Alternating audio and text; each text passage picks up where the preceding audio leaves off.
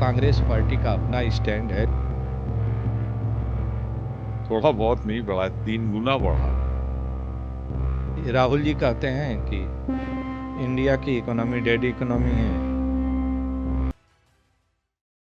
नमस्कार, संवाद के इस खास एपिसोड में आपका स्वागत है।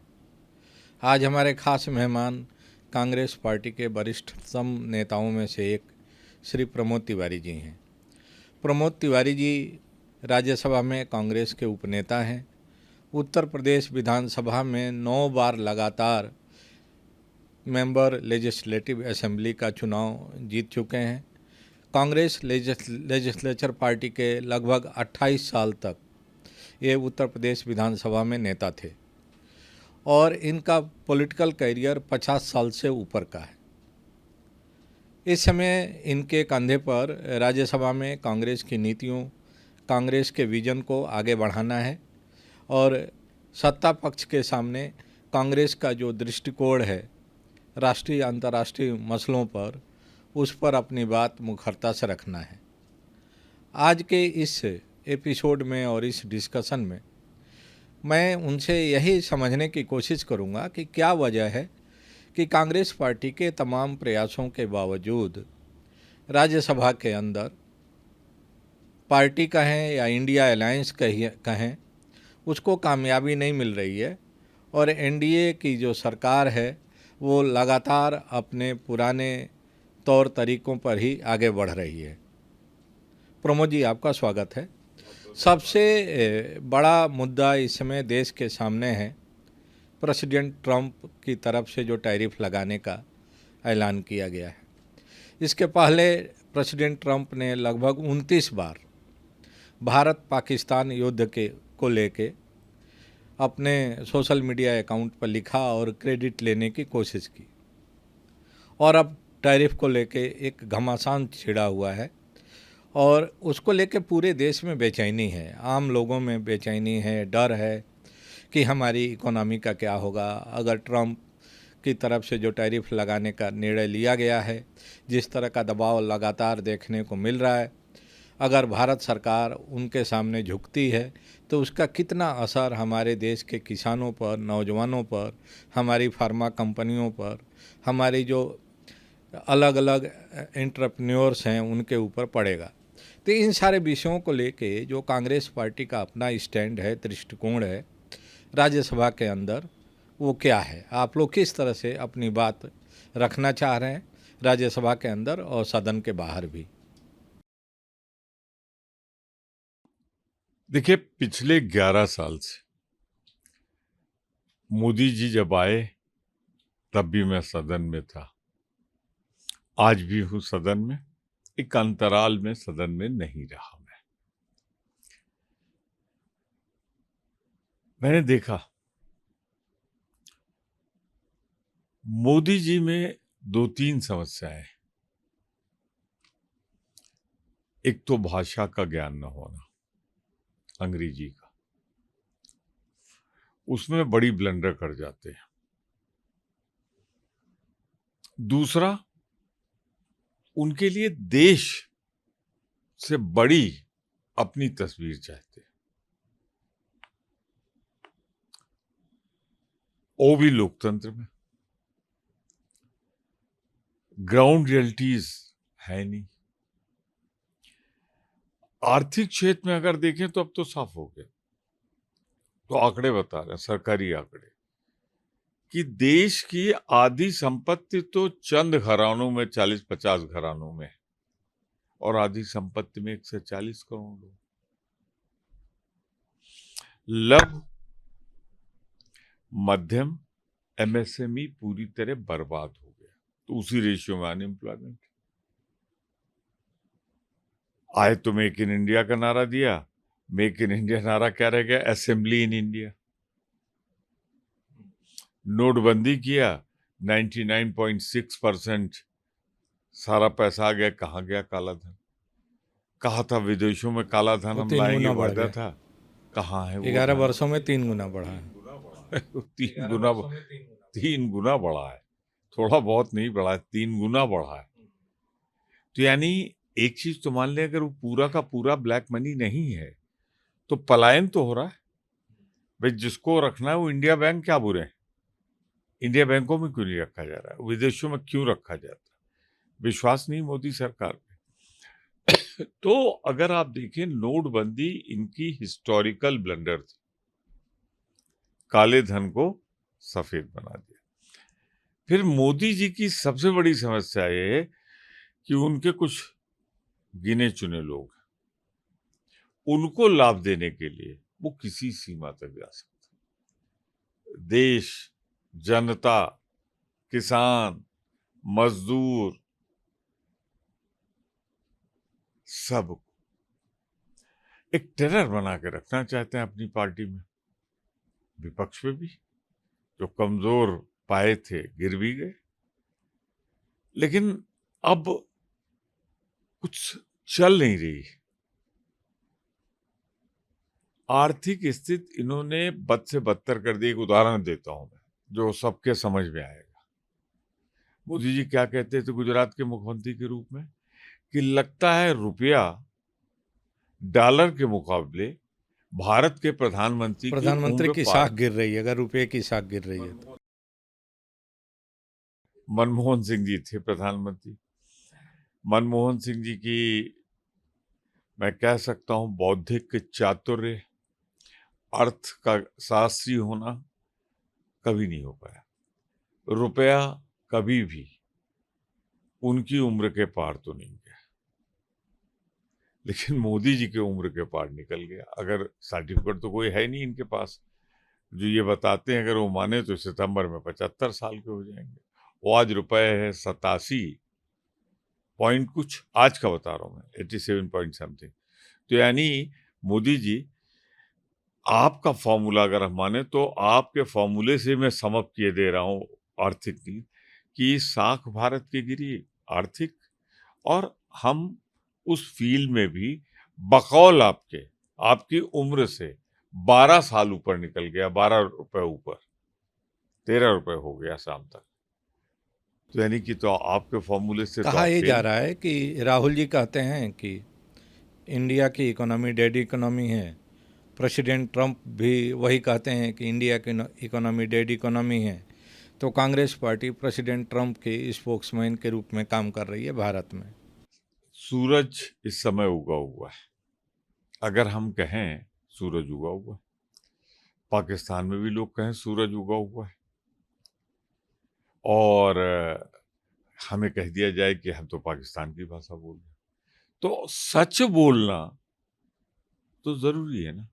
अब मोदी जी, आपकी भाजपा तो है नहीं कि आप अभी कह दें नहीं सूरज नहीं है, अंधेरा है चारों तरफ, तो नीचे से होने लगेगा मोदी मोदी मोदी मोदी मोदी। आपके सामने जो विपक्ष बैठा है, वो आपकी पार्टी में जिस तरह से आपका आधिपत्य, शब्द मैं इस्तेमाल कर रहा हूं, हो गया है, वो तो नहीं हो सकता ना। और फिर इस दौर की सबसे बड़ी उपलब्धि, राहुल गांधी एक निडर, साहसी, और जब से पदयात्रा की है उसके बाद से, जिसको कह सकते हैं कि उसे सच बोलने में डर ही नहीं लगता, वो कॉन्सिक्वेंसेस की फिक्र ही नहीं करता, बेदाग सच बोल रहा है। और अब तो भाजपा वाले अकेले मिलते हैं तो कहते हैं यार राहुल गांधी तुम्हारा, तो सब मानने लगे हैं धीरे धीरे। पर मोदी जी जितने पासे फेंकते हैं सब उल्टे पड़ रहा है। अब मैं ट्रम्प की बात हो रही तो मैं कहता मैं विदेश नीति पर अभी आने ही वाला था, आपने उसकी शुरुआत कर दी। आपको कहाँ लग रहा है, कहाँ चूक हो गई पिछले 11 वर्षों में कि जो भारत की विदेश नीति थी, जो नॉन अलाइनमेंट की पॉलिसी थी, वो आज इस हालत में पहुंच गई है कि पूरी दुनिया में भारत का कहीं कोई उस तरह का रेलिवेंस दिखाई नहीं दे रहा है। देखिए, विदेश नीति कोई पढ़ के अपने घर से, अपने पेट से नहीं पैदा होता। विदेश नीति तो समझ नहीं पड़ती। मेरे एक दो दोस्त विदेश मंत्रालय में विदेश मंत्री रहे। मैं देखता था जब विदेश जाते थे तो इन लोगों की ब्रीफिंग 2-2, 3-3, 4-4 दिन चलती थी हर विषय। मोदी जी ने क्या किया? वो तो अंतर्ज्ञानी, अंतर्यामी, सर्वज्ञानी हैं, पर ज्ञान उनका जो है ऊपर ही ऊपर है। भाषण देना एक चीज है, यथार्थ अलग है। अब देखिए, मैं इनकी शुरुआती दौरे की याद दिला रहा हूँ। जब जापान गए थे, कौन था विदेश सचिव? निरुपमा राव। उन्होंने ब्रीफिंग करने की कोशिश की, इन्होंने फाइल समेट ली और वहां जाके ऐसी की तैसी कर दी हिंदुस्तान की विदेश नीति की।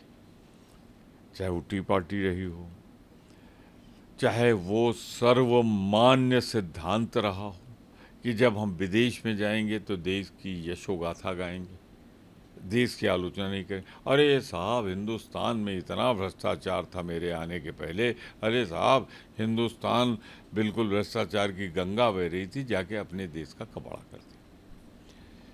टी सेरेमनी जो होती उसमें जो तमाशा किया उन्होंने, अपनी नीतियों से भटक गए। रहे तो थे गुजरात में, ज्ञान उसका था, अब पूरे देश का ज्ञान बघाड़ने लगे बिना ब्रीफिंग के। मुझे भेज दिया जाए, मैं नहीं कर सकता, किसी को भेज दो बिना ब्रीफिंग के, नहीं कर सकता। ब्रीफिंग आपने ली नहीं। अब आपके व्यक्तित्व पे संकट आ गया कि अरे मोदी जी इतने नौसिखिया हैं। तो लौट के उन्होंने निरुपमा राव को विदेश सचिव को सैक कर दिया। ठीक है, आपने गलती आपने की, सजा दे दी एक अधिकारी को, ठीक है। पर मैं सर, मैं बीच में रोक रहा हूँ। इस तरह की घटना तो राजीव जी के टाइम में भी हुई थी, जब राजीव जी विदेश दौरे से लौटे थे और एयरपोर्ट पर जब उस समय मीडिया ने उनसे सवाल पूछा था फॉरेन पॉलिसी और उसके कुछ घटनाओं के बारे में, तो उनका ये उत्तर था कि you will be very soon talking to find a the new new foreign secretary, foreign secretary. वो एक चीज थी। यहाँ तो सामने है, वो तो एक दूसरी कहानी थी। यहाँ तो सामने है कि जापान में आप वो कर रहा है जो भारत की विदेश नीति नहीं है, और आपने ब्रीफिंग नहीं ली। एक होती गलत ब्रीफिंग हो जाए, एक होती है आपने ब्रीफिंग ही नहीं ली और आप सब फेंकने की कोशिश करने लगे। फेंका, और वो जो फेंकने के लिए आप मशहूर हैं, इतना ज़्यादा फेंक दिया कि फिर समेटते नहीं बना। तो अब किसी न किसी के सर कटना था, तो विदेश सचिव पे पूरा ठीकरा के फूटा। तो वो ये बात थी। मैं आपको एक छोटा सा उदाहरण देता हूँ, प्लीज़ परमिट मी। ये भारत की स्थापित विदेश नीति थी कि हम दूसरे देशों के आंतरिक मामलों में, विशेषकर चुनाव के मामले में, या जो उनकी आंतरिक राजनीति होगी, हम दखल नहीं देंगे। जो वहाँ का इलेक्टेड होगा वो हमारा माननीय प्रधानमंत्री प्रेसिडेंट होगा। क्या आपने कभी सुना था, सोचा था, सर पकड़ के नहीं बैठ गए होंगे जब अपने देश के प्रधानमंत्री को आपने एक साधारण कार्यकर्ता की तरह नारे लगाते देखा, अगली सरकार ट्रम्प सरकार? कौन बोल रहा था? मोदी जी, भारत के प्रधानमंत्री। किसके लिए बोल रहे थे? ट्रम्प के लिए। यानी वहाँ के आंतरिक चुनाव में जो उम्मीदवार था उसके खिलाफ बोल रहे थे। ये भी भूल जाइए कि वहाँ उम्मीदवार कौन हिंदुस्तान की मूल का था, किसका हिंदुस्तान से था, ये सब कुछ भूल जाइए। पर उस दिन भारत की विदेश नीति का जनाजा निकल गया। खत्म हो गया पूरा फिलॉसफी। नॉन अलाइनमेंट में भी छोड़िए, नॉन अलाइनमेंट तो मैं बाद में आऊँगा कि हम किसी के मामले में, राजनीतिक मामले में हस्तक्षेप नहीं गए। मोदी गए हार, ट्रम्प हार गए, जीत गए, क्षमा करें, ट्रम्प गए हार, वहाँ दूसरा बाइडेन आ गया, उसने खींचा चारों तरफ से इनकी लगाम। अच्छा, अगली सरकार ट्रम्प सरकार, तो कुछ दिन हे करते रहिए। फिर उसके बाद सबसे महंगी गिफ्ट जो बाइडेन ने लौटाई है राष्ट्रपति शासन पूरा होने के बाद, तो मोदी जी ने डायमंड दिया था। तो इनको वहाँ बंटाधार किया, फिर आंखें तरेरी ट्रम्प ने कि अच्छा मोदी जी आपने ये किया। तो इन लोगों ने क्या किया कि विदेश नीति को बना लिया भाजपा की आंतरिक नीति की। जैसे आडवाणी जी को खिसकाया, जोशी जी को खिसकाया, वैसे बाइडेन और ट्रम्प को खिसकाने लगे। मैं बहुत जिन शब्दों बोला, दूसरा इनका अंग्रेजी समझ नहीं पाते, बस हाथ पकड़ा, फोटो सेशन खिलाया, कोई लिपटना चाहे लिपटे, न लिपटना है, ये खुद ही जाके सबके गले लिपटते। कई लोगों को मैंने देखा वो मना करते हैं पर लिपट जाते हैं, फोटो सेशन तो हो जाता है। और यहाँ उनके चाहने वाले बहुत लोग, क्षमा करेंगे, मीडिया में भी एक दो ऐसे हैं, उनको विश्व गुरु बना दिया। भारत के गुरु तो बन नहीं पाए, विश्व गुरु बन गए। नतीजा क्या हुआ? सबसे बड़ी कीमत जो इस देश ने चुकाई और किसी भी सोचने समझने वाले के लिए चिंता का विषय, भारत, नेपाल साथ नहीं, बगल में बर्मा साथ नहीं, बांग्लादेश साथ नहीं, श्रीलंका साथ नहीं, दुनिया के नक्शे पे इतने देशों में एक आदमी ऑपरेशन सिंदूर पर एक देश नहीं खड़ा हुआ आपके साथ, और उनके साथ 3 देश तो खुल के लड़ रहे थे, तुर्की, चीन, पाकिस्तान। और आपने जब सरेंडर किया तो 28-29 नहीं, अब तो 35 बार हो गया है। उसने कहा मैंने सरेंडर करा है, और चोरी पकड़ी गई। विदेश मंत्री ने कहा इनकी कोई बात ही नहीं हुई, खुद ही स्वीकार कर लिया कि हाँ उपराष्ट्रपति का सर फोन लेकिन आया जो था। ये इंडियन डाइस नहीं, एक सवाल मैं, वसीम जी हमको 1 मिनट परमिट कर दीजिए। सारी दुनिया ने ये कैसे जाना कि सीज फायर होने जा रहा है? भारत सरकार ने तो नहीं कहा, रक्षा मंत्रालय ने नहीं कहा, प्रधानमंत्री जी ने नहीं कहा, ट्रंप के ट्वीट से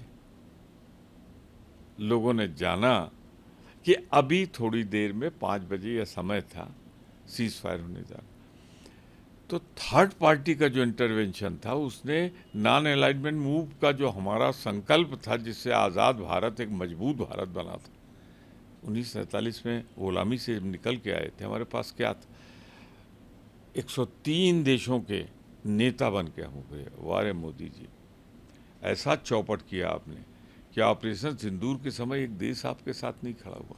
इससे बड़ी आपकी राजनीतिक हार क्या हो सकती है? आपने जो किया उसकी कीमत देश आज चुका रहा है। सर हम लोग बात कर रहे थे कि जो विदेशों में मोदी जी जब जाते हैं तो उसके पहले वहाँ काफ़ी ग्रैंड इवेंट्स होते हैं, इंडियन डायस्पोरा के लोगों से मिलते हैं, मोदी जी के सम्मान में और उनके समर्थन में नारेबाजी होती है, कई तरह के कल्चरल इवेंट भी होते हैं।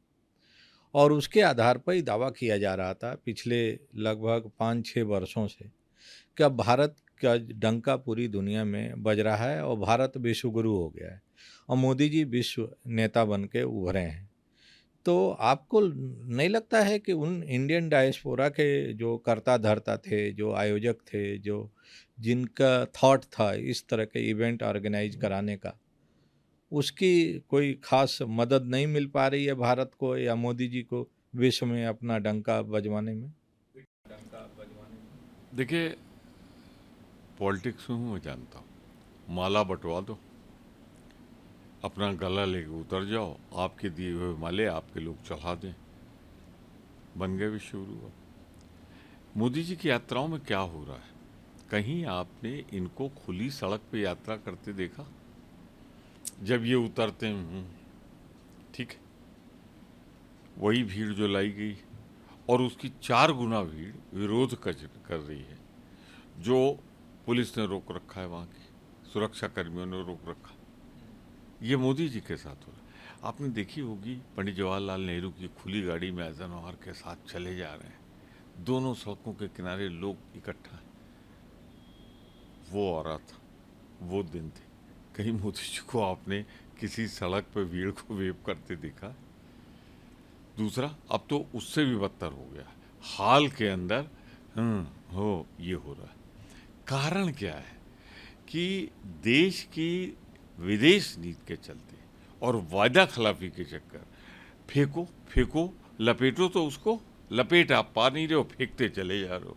तो आज इनकी विदेश नीति की वजह से हमने कोई अस्थाई दोस्त नहीं हमारे पास। खत्म करना आसान है, युग खत्म कर दिया मोदी जी ने। अडवाणी जी को, जोशी जी को, माथुर जी बेचारे कहाँ सिक्के में पड़े हैं, जो पुराना एरा था वो खत्म, पर नया तो नहीं हुआ।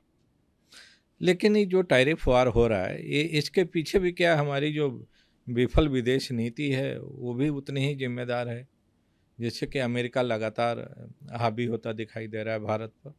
मैं सीधे सीधे इसके लिए जिम्मेदार विदेश नीति को नहीं, एक व्यक्ति को मानता हूं, और उस व्यक्ति का नाम है श्री नरेंद्र मोदी। कारण मैं आपको बताता हूं, ट्रंप ने ये क्यों लगाया। जैसे ही दो एरा को मैं कंपेयर किया देता हूं, Nixon Indira Gandhi, Modi and Trump. 70 वार में इंदिरा गांधी ने साफ साफ कह दिया कि हम पे बहुत आर्थिक बोझ पड़ रहा है, जो बांग्लादेश शरणार्थी आ रहे हैं, और बांग्लादेश में लोकतांत्रिक ढंग से चुनाव हुआ है, वहाँ की निर्वाचित सरकार होनी चाहिए। उनका स्टैंड सही था। निक्सन को नहीं पसंद आया, निक्सन ने बात नहीं की, किसिंगर को भेजा विदेश मंत्री को, नहीं समझा पाया। तो वो जब उन्होंने कह दिया ये आपका मामला सुलझाइए, तो इंदिरा गांधी ने आपका मामला सुलझा दिया। 3 दिसंबर को सेनाएं कूच कर गईं और 14 दिसंबर तक 71 में पूरे बांग्लादेश में 93,000 सैनिकों ने आत्मसमर्पण कर दिया। एक वो नीति थी। 7वां बेड़ा भेजा, उनका जाओ लौट जाओ। दूसरी तरफ इनका, ये कुछ क्लियर ही नहीं करते, कंफ्यूजन रखते हैं हर बात पे। पहलगाम पे पूरा देश आक्रोशित और भावनाएं भी बढ़ रही थी कि क्या कसूर था कि आपका। मैं एक बहुत खतरनाक बात कहने जा रहा हूँ, मैं जानता हूँ इसको लोग दूसरे ढंग से कहेंगे। मैं किसी पार्टी का नाम नहीं लेता, किसी व्यक्ति का नाम नहीं लेता, किसी संगठन का नाम नहीं लेता, लेकिन पहली बार आतंकवादी धर्म पूछ के मार रहा है। क्यों, किससे प्रेरित है वो? वरना तो अगर पाकिस्तान से आए थे, साबित हो गया, तो वो तो जो हर हिंदुस्तानी उनका दुश्मन। वरना फिर हवलदार अब्दुल हमीद न पैदा होता, टिकिलर न पैदा होते। तो ये सब कहाँ से हो रहा है? पुलवामा के लोग आज भी नहीं मिल रहे हैं शत्रु। मैं किसी पे आरोप नहीं लगा रहा हूँ, सवाल ढेर सारे हैं। मैं सिर्फ इतना कह रहा हूँ कि आपने अंधेरे में रखा सबको। तो एक बार आप वादा खिलाफी कर सकते हैं, 2 बार कर सकते हैं। क्या आपने ऐसा कर दिया? क्या आपने ट्रंप से ऐसा कहा था? कौन सी कोर आपकी ट्रंप से दब रही है कि आप, ट्रंप 35 बार कह रहा है कि उसने करा है और आप ना नहीं कह रहे हैं। एक बार ना नहीं कह रहे हैं, एक बार आप अपने विदेश मंत्री को लाते हैं, विदेश मंत्री गलत साबित हो जाते हैं, खुद ही आप बोल देते हैं नहीं। आपकी 3 बार फोन आया वाइस प्रेसिडेंट वेंस का, मैंने लिया, चौथी बार लिया, वो तो कह रहा है किसी को वार्ते नहीं। तो क्या मुझे कोई संदेश वसीम जी आपको देना होगा तो मैं दूंगा, या आपने अगर स्टाफ से कहलाऊंगा या अपने कार्यालय से कहलाऊंगा तो आप संदेश तो मानेंगे? हाँ, माना तो उसी व्यक्ति का जाएगा। तो आप में हिम्मत क्यों नहीं है? किसको आप बचाना चाहते हैं? खुद अपने आप को कुछ आपने ऐसा किया है कि आपको डर है कि ट्रम्प नाराज हो जाएगा? आज बोल गए हैं एक जगह कि मैं जानता हूं इसके कॉन्सिक्वेंसेस क्या होंगे। क्या कॉन्सिक्वेंसेस होंगे? भारत 140 करोड़ देशवासियों का देश है। मोदी जी आप उसके प्रधानमंत्री हैं। सच ईमानदारी से आगे बढ़िए। जहां देश की बात आएगी पूरा हिंदुस्तान खड़ा होगा, हम सब खड़े होंगे। आखिर ऑपरेशन सिंदूर में आपने बुलाई विरोधियों की बैठक, हमने सर्वदलीय बैठक में नहीं कहा कि आप आगे बढ़िए, हम आपके साथ हैं। ऑपरेशन सिंदूर में भी हमने अनकंडीशनल सपोर्ट दिया आपको, बढ़िए आगे। गलती भी अगर आपने की होगी तो देश हित में हम आपके साथ रहेंगे, लेकिन सबको धोखा मत दीजिए, सबको अंधेरे में मत रखिए। ये अपमान जो भारत का हो रहा है वो मत कराइए। देश बड़ा है, देश युगों में बनता है। मोदी जी, हम आप 10, 20, 25, 50 एक साल और के लिए। बड़ा ज्वलंत मुद्दा है इस समय देश में, डोमेस्टिक इशू है वो, SIR को लेके जो बिहार में उसका सर्वे चल रहा है। सुनने में आ रहा है कि करीब 79-80 लाख लोगों का नाम कट रहा है, जो मतदाता सूची रिवाइज हो रही है।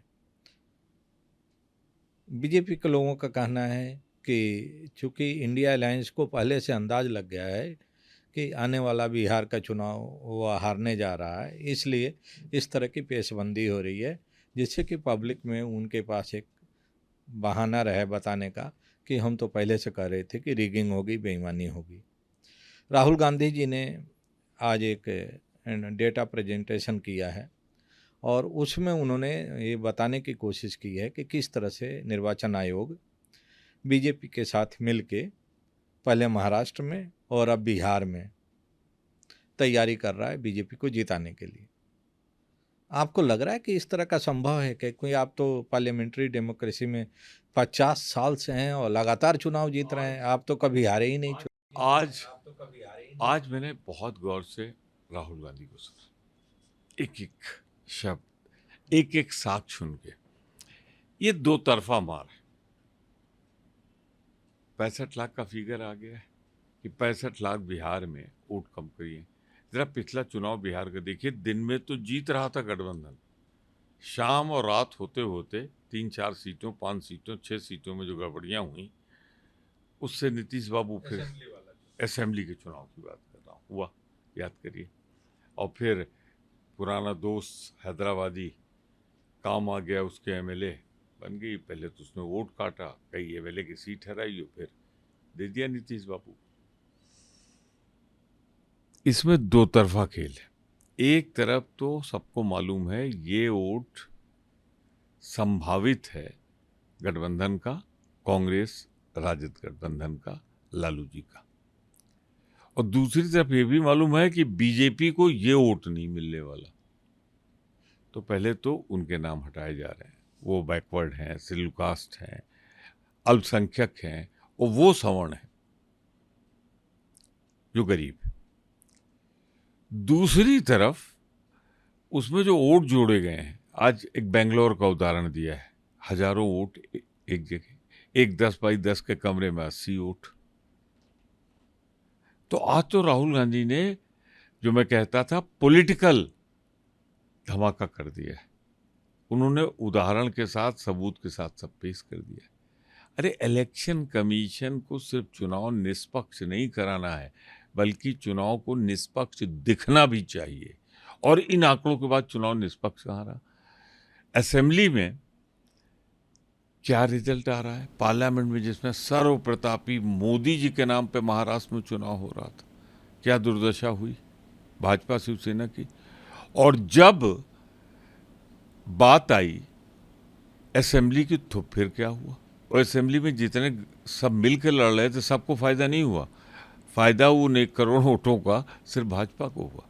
देखिए 65 लाख वोट अगर हम अभी न बता देते, तो ये तो जहाँ पे 240 के आसपास सीटें हैं बिहार में, तो ये तो असेंबली के चुनाव में 4,000, 5,000, 3,000, 10,000 के नीचे तो सारी जीत हार होती।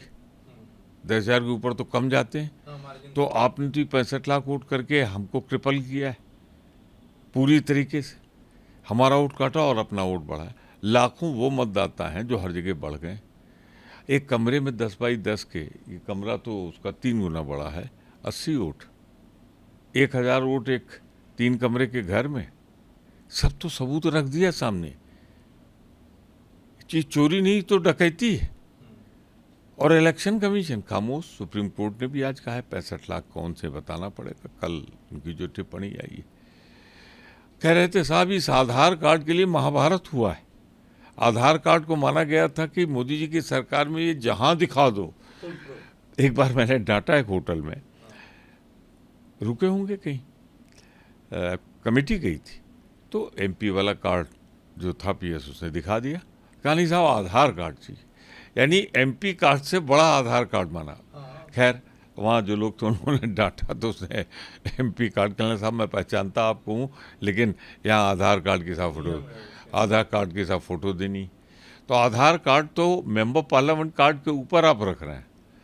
हर जगह आप आधार कार्ड, प्राइवेसी डिस्टर्ब कर रहे हैं, सब कुछ कर रहे हैं, और आधार कार्ड से आप मतदाता नहीं। देखिए एक बहुत बारीक बात, मतदाता और देश का नागरिक दो अलग अलग चीज। मतदाता जो है उसे मतदान का अधिकार है, और नागरिक होम मिनिस्ट्री देखेगी कौन नागरिक है कि नहीं। और जब नागरिक हो गया तो फिर मतदाता होने में उसकी कोई दिक्कत नहीं। आप उसे कह रहे हैं तुम्हारे बाबा कब पैदा हुए, तुम्हारे नाना कब पैदा हुए तो प्रूफ दो, तुम्हारे दादा की दादी कब पैदा हुई तो प्रूफ दो। क्या हो रहा है लोग? मैं एक कटु बात कह के, जिससे मेरी आत्मा, मेरा 45 साल का इलेक्टेड सफ़र उस दिन दुखी हो गया जब मैंने दौड़ कर आते हुए राज्यसभा के अंदर सीआईएसएफ के कमांडोज को देखा। वो आए, खड़े हो गए बेल में, अरे सभा कक्ष के अंदर जहाँ कोई प्रवेश नहीं कर सकता, 242, 243, 44 डिफाइन करते हैं, वहाँ पे बाहरी लोग पैरामिलिट्री फोर्स आ गई। यानी पैरामिलिट्री फोर्स आप सभा कक्ष के अंदर लाके चर्चा करा रहे हैं। क्या तानाशाही आ चुकी? तो वो तो कह रहे हैं कि वो सिक्योरिटी को और ज़्यादा बीफ अप करने के लिए किया गया है अच्छा, कि मेंबर्स तो की सिक्योरिटी तो फुल प्रूफ। तो बताएं जरा सा, जो मार्शल पहले होते थे वो तो किसी को रोक देते थे।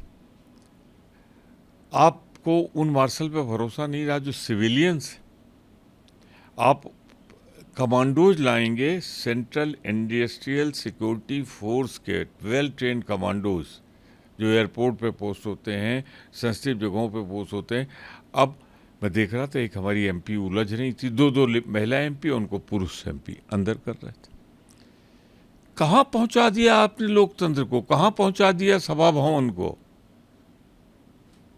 ये तो डेमोक्रेसी में संभव नहीं कि पैरामिलिट्री फोर्स सभा कक्ष। अब क्या कैसा वो मार्शल थे? तो आज आपने ऐसा किया कि सीआईएसएफ को मार्शल के रूप में ले लिया और उनसे काम कराने, साल भर बाद इनको भेज देंगे, दूसरे आएंगे मार्शल। क्या कर रहे हैं ये आप? ये याद रखिए, आज आप कर रहे हैं, आपको अच्छा लग रहा है, पर एक लोकतंत्र को खत्म करने के गुनाहगार। एक और बात कही जा रही है कि बिहार का चुनाव इस बात का सबूत है जो आने वाले समय में होने जा रहा है कि नॉर्थ इंडिया में, या कहें कि हम पूरे इस काऊ बेल्ट में, इंडिया अलायंस धीरे धीरे इररेलिवेंट होता जा रहा है, अप्रासंगिक इलेक्टोरल पॉलिटिक्स में।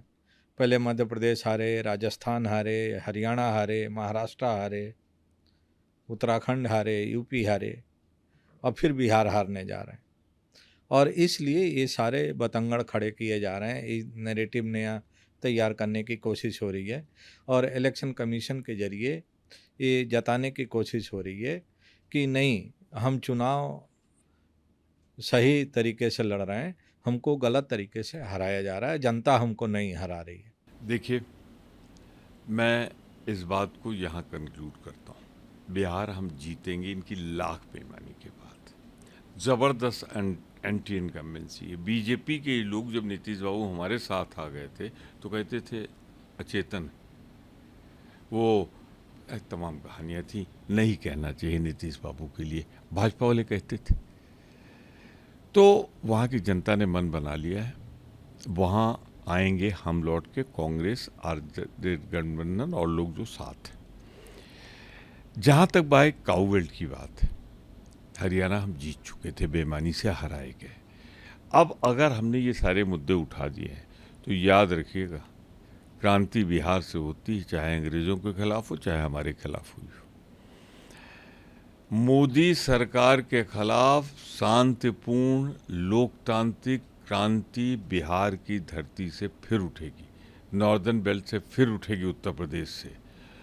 और लोकतंत्र की हत्या होते हुए धीरे धीरे लोगों को विश्वास होता जा रहा है, आर्थिक हालात खराब होते जा रहे हैं।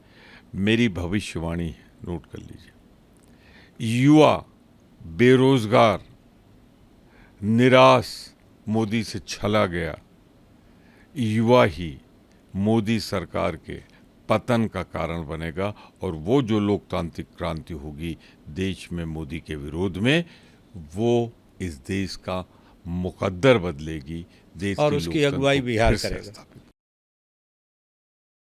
मैंने कहा नॉर्दर्न बेल्ट करेगा, बिहार भी करेगा, बिहार से उठती रही। और आज भी मैं अभी आ रहा था आपके शामिल होने तो लाठियां चल रही थी, मैं देख रहा था बिहार के पटना कॉलेज के नौजवानों पे, और गिरने के बाद मैं देख रहा था एक सिपाही बूट से मार रहा है। कहाँ पहुँच गए? स्टूडेंट को बूट से मारोगे गिरने के बाद? फिर मैं कह रहा हूँ, नॉर्थ से क्रांति की ज्वाला उठेगी। बलिया बहुत दूर नहीं, उत्तर प्रदेश में, बिहार, कानपुर, मेरठ, ये सब क्रांति के केंद्र हैं। और यहाँ से शांतिपूर्वक ढंग से, अब मोदी बहुत फेंक चुके, अब लोगों ने असलियत समझ ली है। अब जब ये फेंकते हैं तो लोग समझ जाते हैं कि एक और आज सुबह क्या बोले मालूम है? किसानों के लिए, किसान भाइयों के लिए जो भी नुकसान हम लड़ेंगे, चाहे मेरा जितना नुकसान हो जाए। अरे मेरे भाई, किसने 1 साल तक किसानों को बैठा रखा था, राजधानी में घुसने नहीं दिया था? 700 से ज़्यादा किसान किसके राज में रहे? किसके दबाव में तीनों काले कानून वापस लिए? भूमि अधिग्रहण का कानून आपको वापस लेना पड़ा, किसके? इन्हीं के दबाव में ना। तो आपने स्टीम थोड़ी थोड़ी निकाली, थोड़ी देर के लिए रुक गया, अब सारी स्टीम इकट्ठा हो गए, लोकतंत्र को बचाने के लिए सड़कों पर निकले। बहुत बहुत धन्यवाद। नमस्कार। बहुत बहुत धन्यवाद, बहुत बहुत धन्यवाद। आपने बहुत अच्छे सवाल पूछे, विदेश नीति पे भी, अर्थ नीति पे भी। वसीम जी, आपका सीनियरिटी काम आई।